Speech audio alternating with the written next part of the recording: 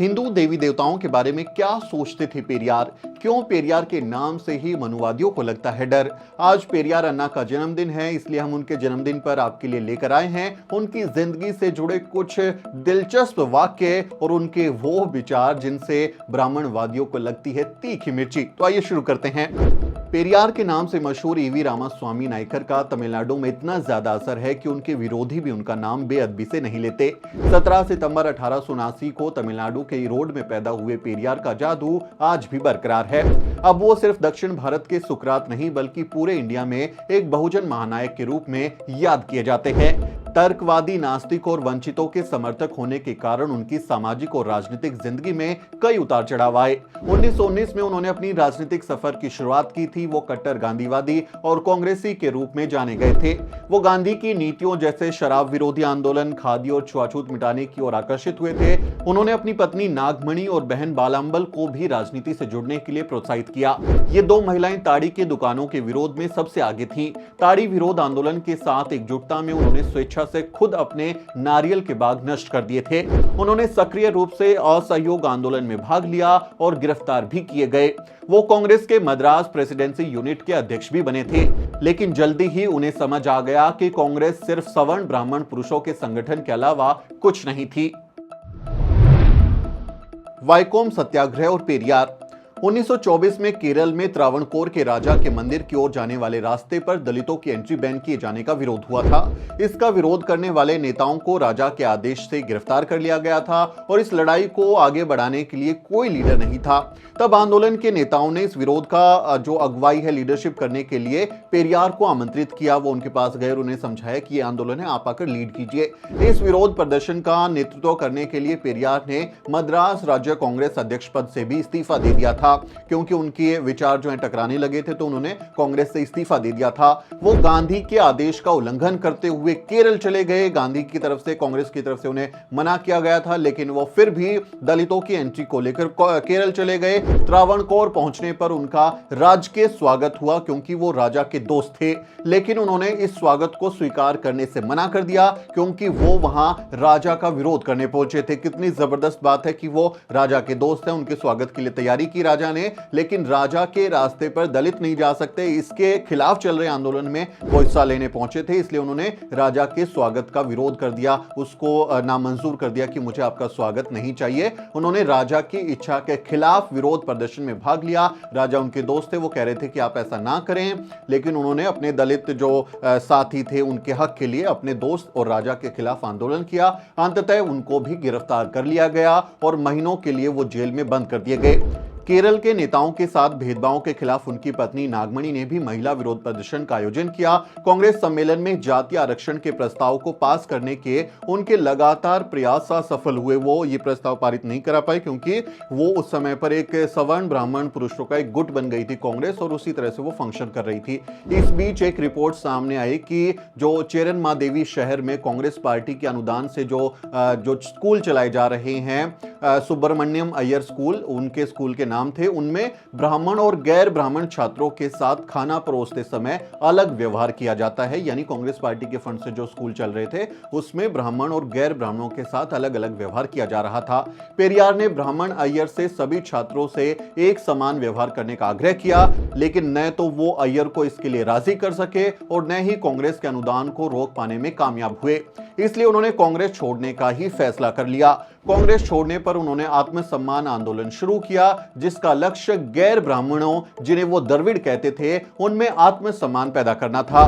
बाद में वो 1916 में शुरू हुए एक गैर ब्राह्मण संगठन दक्षिण भारतीय लिबरेशन फेडरेशन, जो जस्टिस पार्टी के रूप में मशहूर हुई, पेरियार उसके राष्ट्रीय अध्यक्ष बन गए, यानी उन्होंने जस्टिस पार्टी बना ली। पेरियार के साथ काशी के ब्राह्मणों का दुर्व्यवहार। 25 साल की उम्र में पेरियार काशी गए थे। वो तमिलनाडु के एक द्रविड़ व्यापारी के द्वारा बनाए गए धर्मशाला में ठहरे थे, लेकिन वहां उन्हें अपमानित करके निकाल दिया गया, क्योंकि वहां खाना केवल ब्राह्मणों को ही खिलाया जाता था। भूख से परेशान पेरियार ने धर्मशाला के बाहर फेंके गए झूठे पतलों पर मौजूद भोजन से अपनी भूख मिटाई, क्योंकि वहां एक शूद्र को, एक द्रविड़ व्यक्ति को जिसकी चमड़ी का रंग काला है, उसे काशी का कोई पंडा, पुजारी, दुकानदार खाना नहीं खिला रहा था। झूठन के उस अंबार पर कुत्ते भी अपनी भूख मिटा रहे थे। झूठे पतलों के सहारे उन्होंने अपनी भूख मिटाई। इस घटना ने पेरियार के मन को झकझोर कर रख दिया और उनके दिल में हिंदू धर्म के प्रति जो थोड़ी बहुत इज्जत बची थी वो भी खत्म हो गई। इस घटना ने पेरियार के दिलो दिमाग पर जातिवादी भेदभाव को हमेशा हमेशा के लिए छाप दिया। काशी और वहां के पंडे ब्राह्मणों से वो घृणा करने लगे क्योंकि वहां ब्राह्मणवाद का नंगा नाच चल रहा था। काशी में उन्होंने जबरदस्त भेदभाव देखा। यहां आकर उन्होंने आर्य और द्रविड़ के भेद को भी महसूस किया। नस्ल के नाम पर द्रविड़ों के प्रति हीनता से देखा जा रहा था। ये सब देखने के बाद पेरियार अन्ना ने ठान लिया कि वो अब पूरी जिंदगी ब्राह्मणवाद के खिलाफ विद्रोह करेंगे। द्रविड़ कड़गम और पेरियार ने 1944 में अपने आत्मसम्मान आंदोलन और जस्टिस पार्टी को मिलाकर द्रविड़ कड़गम का गठन किया। उन्होंने रूस का दौरा किया जहां वो कम्युनिस्ट पार्टी के आदर्शों से प्रभावित हुए और कम्युनिस्ट पार्टी के घोषणा पत्र का पहला तमिल अनुवाद उन्होंने प्रकाशित किया। महिलाओं की स्वतंत्रता को लेकर भी उनके विचार इतने प्रखर हैं कि उन्हें बहुत सारे लोग कट्टरपंथी तक कह डालते हैं। उन्होंने बाल विवाह के उन्मूलन, विधवा महिलाओं की दोबारा शादी के अधिकार, पार्टनर चुनने या छोड़ने यानी तलाक लेने के अधिकार और शादी को थोपना, इसके खिलाफ जो है आंदोलन करना और महिलाओं के अधिकारों की और उन्होंने आंदोलन किया। और इस जो शादी की संस्था है इसमें निहित पवित्रता की जगह उन्होंने पार्टनरशिप के रूप में जो है अपने साथी को स्वीकार कर लेने के जो अभियान है वो चलाए। उन्होंने महिलाओं से केवल बच्चा पैदा करने के लिए शादी करने की जगह महिला शिक्षा को अपनाने की अपील की थी। कट्टर नास्तिक थे पेरियार एक कट्टर नास्तिक थे। उनके अनुयायियों ने शादी के अनुष्ठानों को चुनौती दी, यानी जो ब्राह्मण तरीके से शादी होती थी उसको चुनौती दी। शादी के निशान के रूप में थली यानी कि मंगलसूत्र पहनने का विरोध किया। जो महिलाएं मंगलसूत्र धारण करती हैं उनका उन्होंने विरोध किया कि हमारे जो लोग हैं वो शादी करेंगे तो ऐसा कोई भी कर्मकांड नहीं करेंगे। उन्होंने एक महिला जो सम्मेलन है, जो क्योंकि महिला अधिकारों के लिए काम करते थे, तो उन्हें एक महिला सम्मेलन के बीच में ही पेरियार की उपाधि दी गई थी। और पेरियार का मतलब होता है महान व्यक्ति, जो महान शख्सियत होते हैं उन्हें पेरियार कहा जाता है और उनके समर्थक उन्हें प्यार से पेरियार अन्ना कहकर बुलाते हैं। तो महिला सम्मेलन में ही उन्हें यह उपाधि दी गई थी।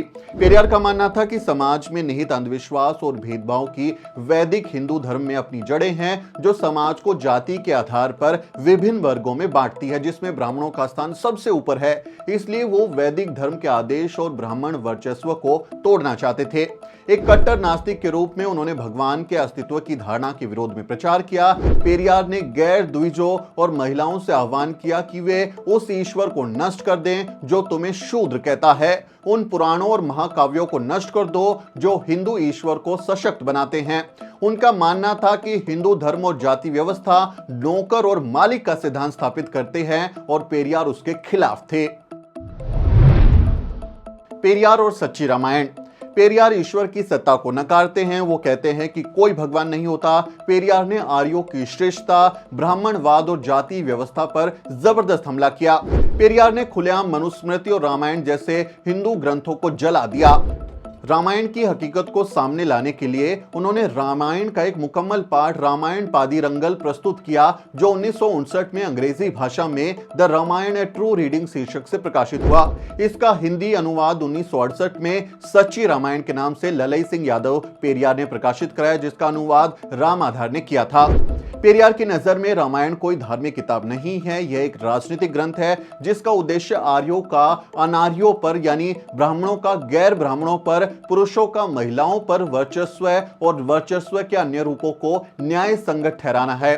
सच्ची रामायण की भूमिका में पेरियार लिखते हैं, इनके मूल आख्यानों का सावधानी से विश्लेषणात्मक अध्ययन किया जाए तो पता चलता है कि जो भी घटनाएं हुई हैं वे असभ्य और बर्बर थी और उनकी कथाओं को इस तरह से लिखा गया है कि ब्राह्मण दूसरों की नजर में महान दिखें, महिलाओं को दबाया जा सके और उनको दासी बनाया जा सके।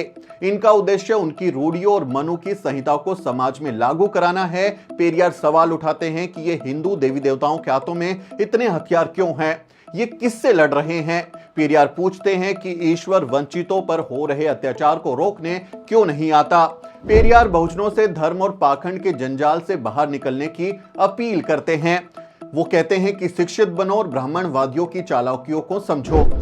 पेरियार अन्ना के जन्मदिन पर हम भी आपसे यही अपील करते हैं कि इस ब्राह्मणवादी जंजाल से बाहर निकलिए, पाखंड से बाहर निकलिए। द न्यूज वीक की ओर से आप सबको पेरियार जयंती की हार्दिक मंगल कामनाएं और बधाई। पेरियार अन्ना के बारे में आप क्या सोचते हैं, क्या राय है, कमेंट करके जरूर बताएं और हमारे चैनल को भी जरूर सब्सक्राइब करें। मेरा नाम सुमित चौहान है और इस वीडियो स्टोरी में मेरी मदद कर रहे हैं मेरे सहयोगी मोहित और अजरा। अगले किसी वीडियो में मुलाकात होगी दोस्तों, तब तक आप देखते रहिए द न्यूज वीक।